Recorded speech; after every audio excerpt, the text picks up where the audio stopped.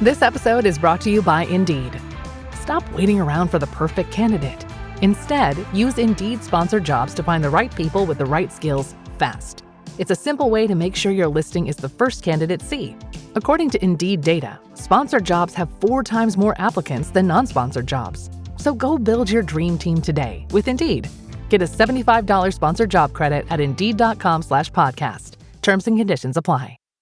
Hey everyone, Chris here from MedPrep2Go, and I wanted to ask you to please follow us on social. There may be links in the show notes, or you can find us at MedPrep2Go on Facebook, Instagram, LinkedIn, and now YouTube. We'd greatly appreciate it as we try to spread the word about MedPrep2Go and keep medical education accessible and affordable.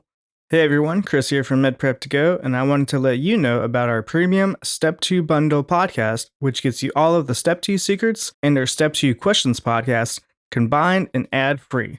You'll also get early access to all of our Step 2 questions episodes before they're released public. The bundled podcast is available now, and you can save over 40% with an annual plan. Details at medprep2go.com. Hey everyone, Chris here from MedPrep2Go, and welcome to another episode of our USMLE Step 1 Questions podcast. In this episode, I'll be reading 3 more pathology questions from our online qbank, and as always, you can read these questions and more at medprep2go.com. And with that being said, let's get started with question 1, Pathology 52.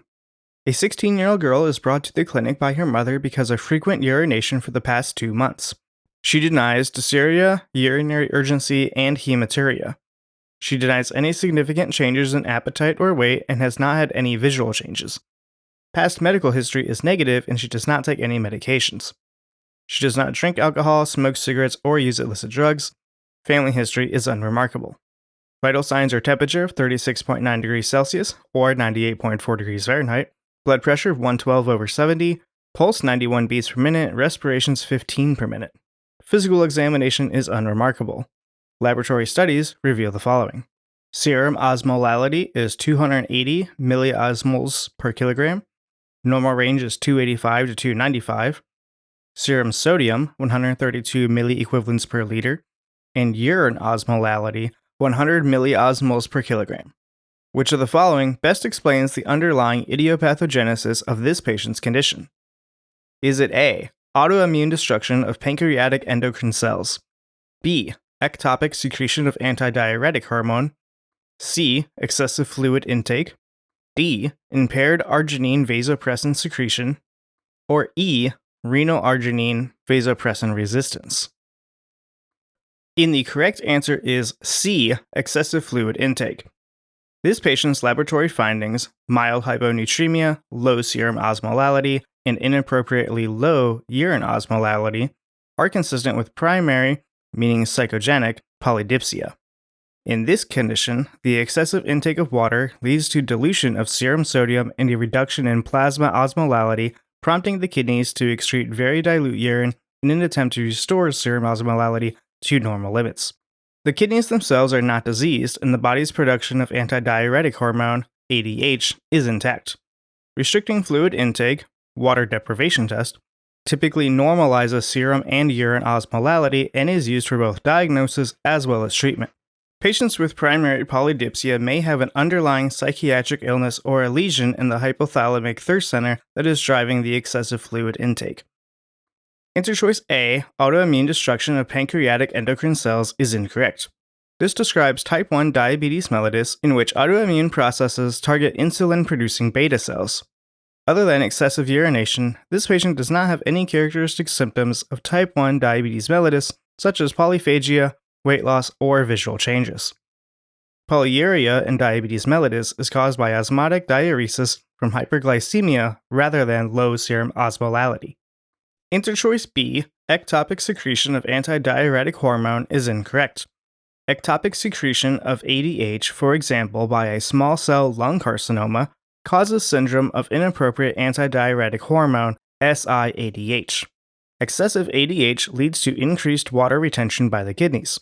This leads to reduction in serum osmolality and serum sodium, dilutional hyponatremia, along with a rise in urine osmolality. Additionally, patients with SIADH do not have polyuria. Answer choice D, impaired arginine vasopressin secretion, is incorrect.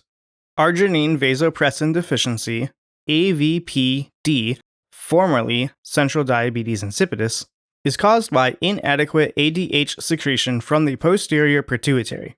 Patients typically have a persistent inability to concentrate urine, leading to production of large amounts of dilute urine with a consequent increase in serum osmolality. Interchoice E, renal arginine vasopressin resistance, is incorrect. Arginine vasopressin resistance, AVPR, formerly nephrogenic diabetes insipidus, involves resistance of the kidneys to ADH. As in AVPD, these patients cannot appropriately concentrate their urine and produce large amounts of dilute urine with a consequent rise in serum osmolality. Key learning point. Primary psychogenic polydipsia results from excessive fluid intake leading to low serum osmolality and mild hyponatremia along with the production of excess amounts of dilute urine. The kidneys are functionally normal and will concentrate urine appropriately once fluid intake is reduced. Question 2, Pathology 53. A 68-year-old man presents to the emergency department with progressively worsening shortness of breath over the past 2 months. He also reports intermittent episodes of lightheadedness and chest heaviness. The patient admits to feeling increasingly fatigued and notes an unintentional 15-pound weight loss over the last 2 months. He denies any fever or recent trauma. He has a 3-year history of metastatic colon cancer for which he has received multiple rounds of chemotherapy, most recently 3 months ago. His current medications include a multivitamin, ondansetron as needed for nausea, and a proton pump inhibitor. He has a 30-pack per year smoking history and drinks 2 to 3 glasses of wine on the weekends. Vital signs are temperature of 36.7 degrees Celsius, or 98.1 degrees Fahrenheit, blood pressure of 90/64, pulse 118 beats per minute, and respirations 18 per minute. On physical examination, the patient appears pale and anxious. Jugular venous distension is noted when the patient lies supine with the torso elevated to 45 degrees. Heart sounds are faint on auscultation, and lung fields demonstrate fine inspiratory crackles bilaterally. Which of the following additional findings is most likely to be present in this patient? Is it A, biatrial enlargement on echocardiography, B, exaggerated fall of blood pressure on inspiration, C, holosystolic murmur that radiates to the axilla, D, splitting of second heart sound on expiration, or E, weak pulses with a delayed peak? The correct answer is B, exaggerated fall of blood pressure on inspiration. This patient's clinical presentation, with progressive shortness of breath, hypotension, tachycardia, and distant heart sounds combined with jugular venous distension, is highly suggestive of cardiac tamponade. In this condition, enough fluid, such as blood or an effusion, accumulates in the pericardial space to cause compression of the heart and reduce cardiac output. Additionally, there is equilibration of diastolic pressure in all 4 chambers of the heart. In this patient, the likely etiology of tamponade is his underlying colon cancer, which can lead to pericardial effusion either through direct malignant infiltration or as a paraneoplastic phenomenon.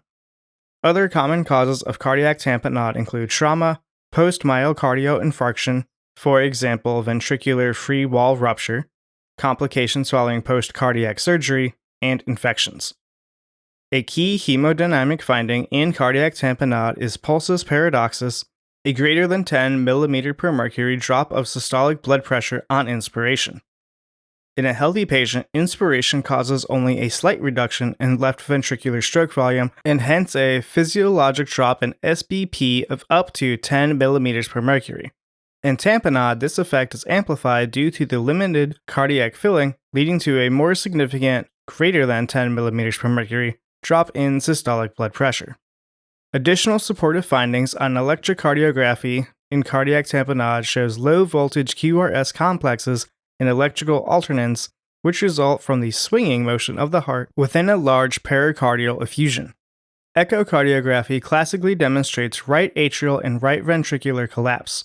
The treatment of choice is pericardiocentesis or surgical drainage to relieve the pressure on the heart. Answer choice A, biatrial enlargement on echocardiography, is incorrect. Biatrial enlargement is more typically seen in constrictive pericarditis, a chronic condition characterized by a thickened, non-compliant pericardium. It usually occurs as a result of recurrent idiopathic or viral pericarditis, cardiac surgery, radiation therapy, or tuberculosis pericarditis.